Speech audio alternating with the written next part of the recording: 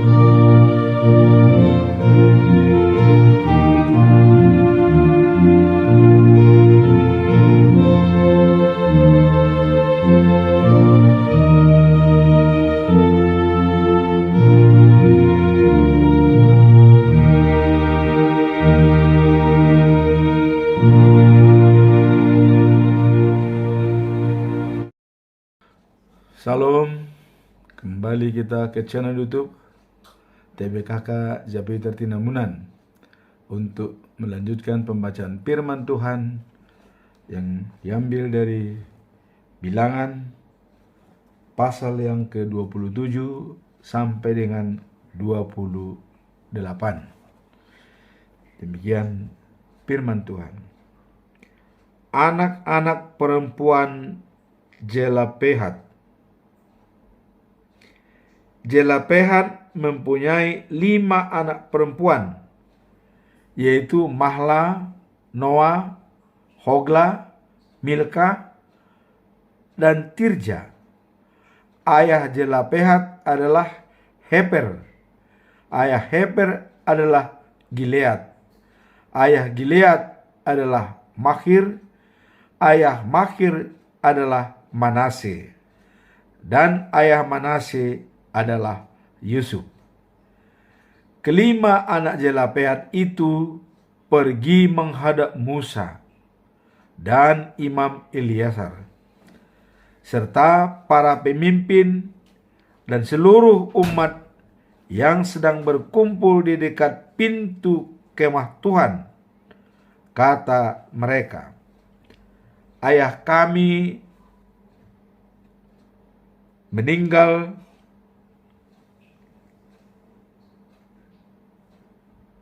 di padang gurun, dan ia tidak mempunyai anak laki-laki. Ia bukan pengikut Korah yang memberontak terhadap Tuhan. Ayah kami itu meninggal karena dosanya sendiri. Tetapi mengapa namanya harus hilang dari bangsa Israel hanya karena ia tidak mempunyai keturunan laki-laki? Berilah kami tanah pusaka bersama-sama dengan sanak saudara ayah kami. Lalu Musa menyampaikan perkara mereka itu kepada Tuhan. Dan Tuhan berkata kepada Musa, apa yang dikatakan anak-anak Zelofehad itu memang pantas. Jadi berilah mereka tanah pusaka bersama-sama dengan sanak saudara ayah mereka. Warisan Zelofehad itu harus diturunkan kepada anak-anaknya yang perempuan. Katakanlah kepada bangsa Israel bahwa apabila seorang laki-laki mati dan ia tidak mempunyai anak laki-laki, maka tanah pusakanya harus diwariskan kepada anaknya yang perempuan. Kalau ia tidak mempunyai anak perempuan, tanah pusakanya itu diwariskan kepada saudara-saudaranya laki-laki. Kalau ia tidak mempunyai saudara laki-laki, tanahnya itu untuk saudara laki-laki ayahnya. Kalau ia tidak mempunyai saudara laki-laki dan tak ada pula saudara laki-laki ayahnya, tanahnya itu menjadi milik kerabat yang paling dekat dari kaumnya. Ketentuan itu harus dipatuhi orang Israel sebagai peraturan hukum yang diperintahkan Tuhan melalui Musa. Yosua dipilih sebagai pengganti Musa. Tuhan berkata kepada Musa, naiklah ke gunung Abarim, dan dari situ pandanglah negeri yang akan kuberikan kepada orang Israel. Sesudah memandangnya, engkau akan mati seperti abangmu Harun.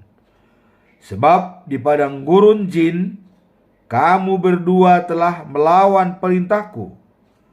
Ketika di Meriba, seluruh rakyat mengomel terhadap aku. Kamu tidak mau menyatakan kekuasaanku di hadapan mereka berhubung dengan air itu. Peristiwa itu terjadi di mata air Meriba, di Kades, di padang gurun Zin. Lalu Musa berdoa, ya Tuhan Allah yang memberi kehidupan kepada semua yang hidup. Saya mohon, tunjukkanlah seorang yang dapat memimpin bangsa ini, seorang yang dapat menjadi panglima pada waktu mereka berperang. Jangan biarkan umatmu ini seperti kawanan domba yang tidak mempunyai gembala. Kata Tuhan kepada Musa, panggillah Yosua, anak Nun. Ia seorang yang cakap. Letakkanlah tanganmu ke atas kepalanya. Suruhlah dia berdiri di depan Imam Eliezer dan seluruh umat. Di depan mereka semua engkau harus mengumumkan bahwa Yosua adalah penggantimu. Serahkanlah kepadanya sebagian dari kekuasaanmu, supaya umat Israel mentaati dia. Yosua harus minta petunjuk dari Imam Eliezer, dan Eliezer harus menanyakan kehendakku dengan memakai Urim dan Tumim. Dengan cara itu, Eliezer memimpin Yosua dan seluruh bangsa Israel dalam segala perkara yang mereka hadapi. Musa melakukan seperti yang diperintahkan Tuhan kepadanya. Ia menyuruh Yosua berdiri di depan Imam Eliezer dan seluruh umat. Lalu ia meletakkan tangannya di atas kepala Yosua dan mengumumkan bahwa Yosua adalah penggantinya, seperti yang dikatakan Tuhan kepadanya. Persembahan-persembahan yang tetap. Pasal yang ke-28. Tuhan menyuruh Musa menyampaikan kepada bangsa Israel bahwa mereka harus mempersembahkan dengan seksama, supaya pada waktu-waktu yang ditentukan dipersembahkan kurban-kurban berupa makanan yang menyenangkan hati Tuhan. Inilah kurban yang harus dipersembahkan kepada Tuhan. Untuk kurban harian, 2 ekor anak domba jantan berumur 1 tahun yang tidak ada cacatnya, yang seekor untuk persembahan pagi, dan yang seekor lagi untuk persembahan sore. Bersama-sama dengan anak domba itu harus dipersembahkan 1 kilogram tepung dicampur dengan 1 liter minyak zaitun yang paling baik. Itulah kurban bakaran tetap yang untuk pertama kali dipersembahkan di Gunung Sinai. Baunya menyenangkan hati Tuhan. Bersama-sama dengan anak domba itu harus dipersembahkan juga 1 liter air anggur yang disiramkan ke atas mezbah. Anak domba untuk persembahan sore harus dikurbankan dengan cara yang sama.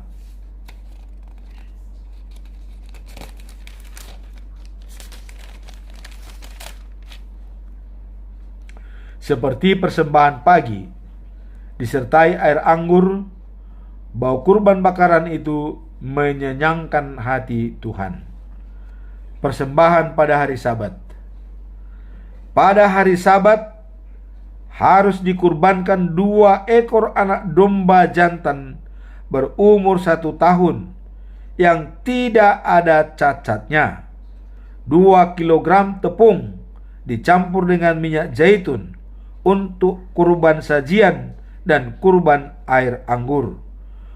Kurban bakaran itu harus dipersembahkan setiap hari Sabat sebagai tambahan pada kurban harian bersama-sama dengan kurban air anggurnya.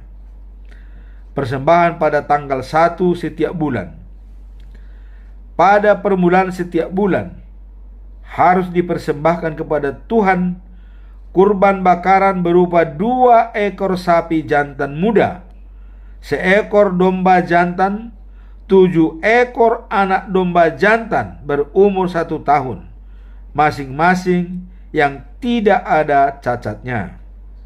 Sebagai kurban sajian, harus dipersembahkan tepung yang dicampur minyak zaitun, 3 kilogram tepung untuk setiap ekor sapi jantan, 2 kilogram tepung untuk domba jantan, dan 1 kilogram tepung untuk setiap ekor anak domba jantan. Kurban bakaran itu merupakan kurban makanan, dan baunya menyenangkan hati Tuhan. Bersama-sama dengan kurban bakaran itu harus dipersembahkan juga kurban air anggur sebanyak 2 liter untuk setiap ekor sapi jantan, 1,5 liter untuk domba jantan, dan 1 liter untuk setiap ekor anak domba.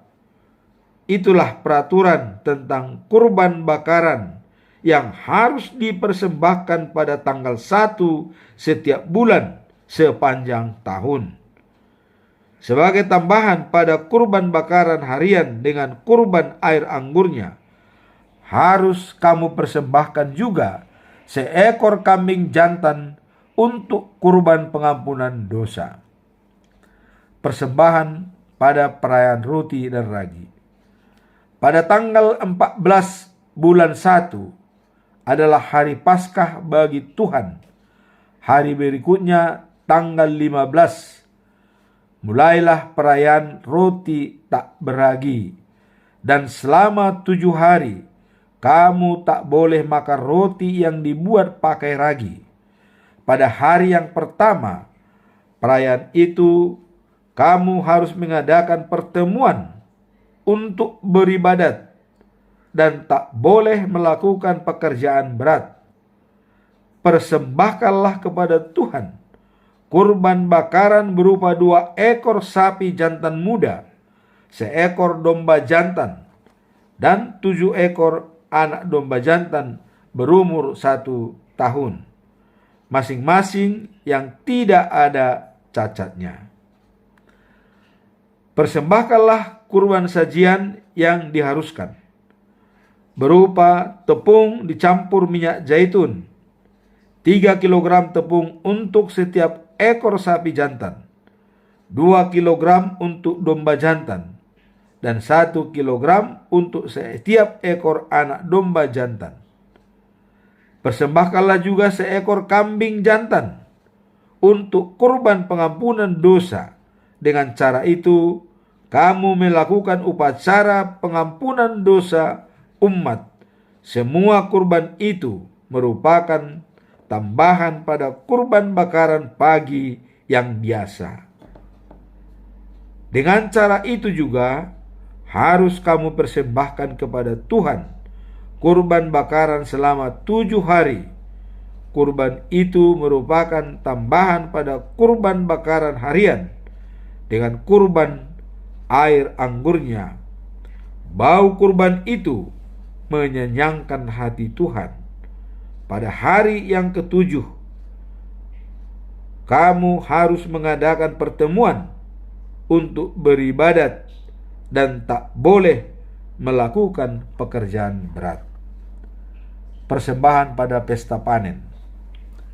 Pada hari pertama pesta panen, hari raya lepas 7 minggu, pada waktu kamu mempersembahkan gandum baru kepada Tuhan, kamu harus mengadakan pertemuan untuk beribadat dan tak boleh melakukan pekerjaan berat.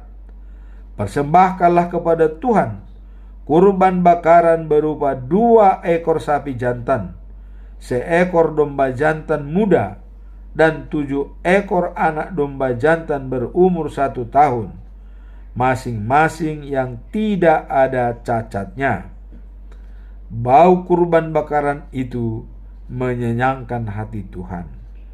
Persembahkanlah kurban sajian yang diharuskan, berupa tepung dicampur minyak zaitun, 3 kilogram untuk setiap ekor sapi jantan, 2 kilogram untuk domba jantan, dan 1 kilogram untuk setiap ekor anak domba. Persembahkanlah juga seekor kambing jantan untuk kurban pengampunan dosa. Dengan cara itu, kamu melakukan upacara penghapusan dosa umat. Kurban-kurban itu beserta kurban anggurnya merupakan tambahan pada kurban bakaran harian dan kurban sajian. Demikianlah pembacaan firman Tuhan. Dan yang terpenting dalam hal pembacaan firman Tuhan ini adalah pergantian pimpinan bangsa Israel dari Musa jatuh kepada Yosua dan diberkati di gunung, di gunung Horeb, dan juga Musa meninggal di sana, meninggal di gunung Horeb, itu di gunung Abarim. Dan Yosua dipilih sebagai pemimpin bangsa Israel.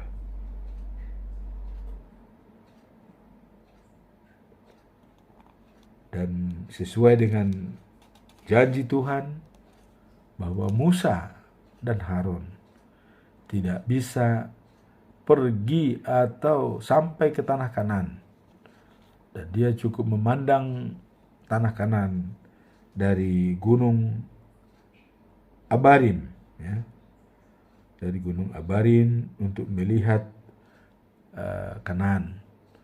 Karena di dalam episode yang lalu kita lihat bahwa Musa dan Harun tidak menghargai Tuhan dalam memukulkan tongkatnya kepada batu. Seharusnya Musa lebih dulu mengatakan bahwa dengan kuasa Allah maka tongkat ini akan menghasilkan air. Tapi dengan sedikit amarah dia kepada bangsa, langsung tongkat dipukulkan tanpa mengingat pesan daripada Tuhan Allah. Demikianlah pembacaan firman Tuhan, semoga bermanfaat dan kita lanjut dalam episode berikutnya. Amin. Tuhan memberkati. Subscribe, comment, and share. Bye. Thank you for watching.